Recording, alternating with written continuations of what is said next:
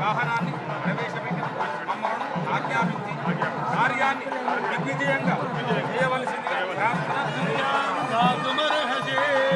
దండం పెట్టుకుని ఓడబట్టి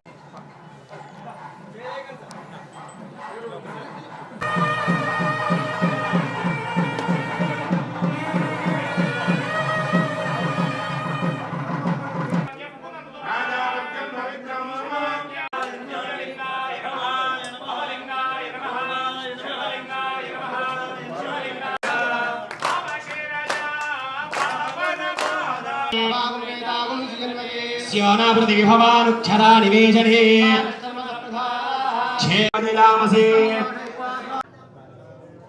వేములవాడ రాజరాజస్వామి సన్నిధిలో గౌరవ ముఖ్యమంత్రి రేవంత్ రెడ్డి గారి నాయకత్వంలో గౌరవ దేవాదాయ శాఖ మంత్రులు కొండ సురేఖ మేడం గారు, జిల్లాకు సంబంధించిన మంత్రులు పెద్దలు పొన్నం ప్రభాకర్ గారు, శ్రీధర్ బాబు గారు, చాలామంది పెద్దల సమక్షంలో భక్తుల సమక్షంలో నవంబర్ 20వ తేదీన భూపూజ గావింపు చేసుకుని అభివృద్ధి పత్రంలో తీసుకుపోయే క్రమంలో ఇప్పటికే 47 కోట్ల రూపాయలతో రోడ్డు వెడల్పు సంబంధించిన విస్తీర్ణ కార్యక్రమం చేయడంతో పాటు ప్రస్తుతం 76 కోట్లతో ఆలయాన్ని విస్తరించేటువంటి కార్యక్రమంలో శ్రీ శ్రీ శ్రీ విధుశేఖర భారతి శృంగేరి పీఠం వారి సూచనలతోటి పలుమార్లు వారి ఆదేశాలు వారి సూచనలతోటి ఆలయాన్ని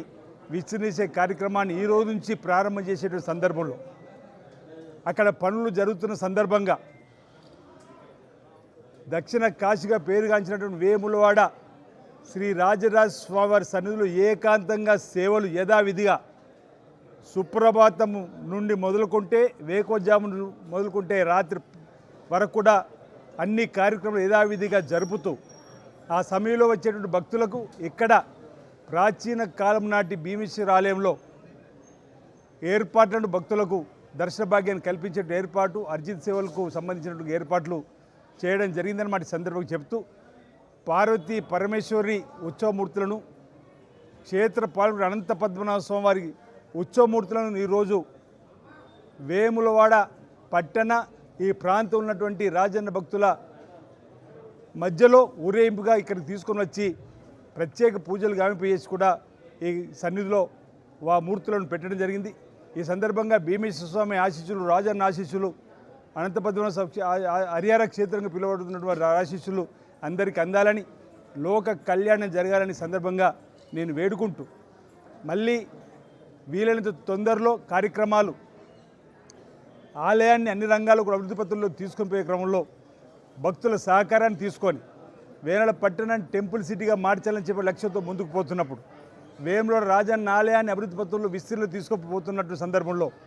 రాజన్న పరిరక్షణ కమిటీ సభ్యులుగా ఉన్నటువంటి పెద్దల సహకారం కూడా వారి సూచనలు కూడా తీసుకొని ముందుకు పోతున్నటువంటి తరుణంలో రానున్న రోజుల్లో కూడా ఇంకా ఎలాంటి ఆలోచన ఉన్నా భక్తుల కోసం, లోక కళ్యాణం కోసం ఈ ప్రభుత్వం గౌరవ ముఖ్యమంత్రి రేవంత్ రెడ్డి నాయకత్వంలో చేసేటువంటి కార్యక్రమానికి మీ సంపూర్ణ సహకారాన్ని అందిస్తూ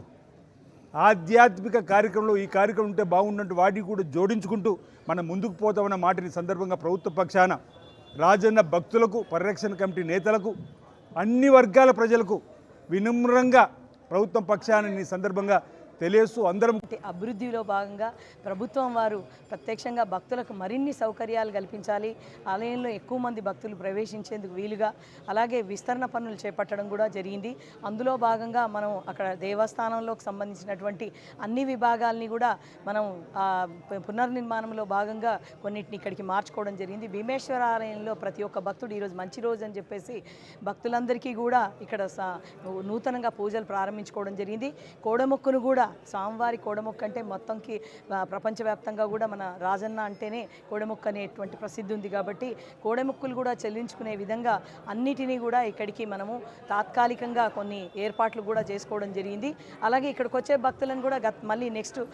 వచ్చే మన ఆలయ నిర్మాణం తర్వాత కూడా ఇక్కడ పెద్ద ఎత్తున భక్తులు కూడా దర్శించుకోవాలని కొన్ని వాటిని పర్మనెంట్గా కూడా మనం ఇక్కడ కట్టుకోవడం కూడా జరుగుతుంది. వచ్చే భక్తులందరికీ కూడా ప్రసాదాలు అయితేనేమి లేదా సేవలు అయితేనేమి చేసుకునే విధంగా ప్రతి ఒక్కటి కూడా మేము దానికి సంబంధించినటువంటిది మేము ఒక ఎక్కడికి వెళ్ళాలి, ఎలా చేసుకోవాలనేటువంటి సూచనలు చేస్తూ బోర్డులను కూడా ఏర్పరుస్తూ వచ్చే భక్తులందరూ కూడా ఈ రోజు నుంచి ఇక్కడ కూడా పెద్ద ఎత్తున సందర్శించుకోవాలని మనం అందరినీ కూడా ఆహ్వానిస్తున్నాము. అయితే భీమేశ్వర ఆలయంలో కూడా భక్తులు అంత ఎత్తున వస్తూ ఉంటారు. దానికి తోడు ఇప్పుడు రాజన్న దగ్గర మన సేవలు ఏదైతే ఉన్నాయో ఆ సేవలన్నీ కూడా ఏకాంత సేవలుగా అంటే ఉదయం నుంచి రాత్రి వరకు కూడా కొనసాగుతూనే ఉంటాయి. ఇప్పుడు మనకు ఏదైతే భక్తులు వస్తారో వాళ్ళందరికీ కూడా ఇక్కడికి కూడా రావాలని మరొక మారు విజ్ఞప్తి చేస్తూ ఓం నమః శివాయ.